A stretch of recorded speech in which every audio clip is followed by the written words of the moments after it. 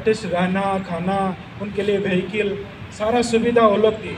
हमारी तरफ से मटेरियल, हमारी मैन पावर, हमारे आर्टिस्ट को जो पेमेंट, जो ऑनररी हम उन्हें दिए हैं, इतना ही दिए और कुछ खर्च इस तरह का सीरियस खर्च नहीं। क्योंकि हम चाहते थे जल्दी इसको राजपथ में डिस्प्ले करेंगे, तो इसलिए हम सारा प्रदेश से आर्टिस्ट को बुलाएं।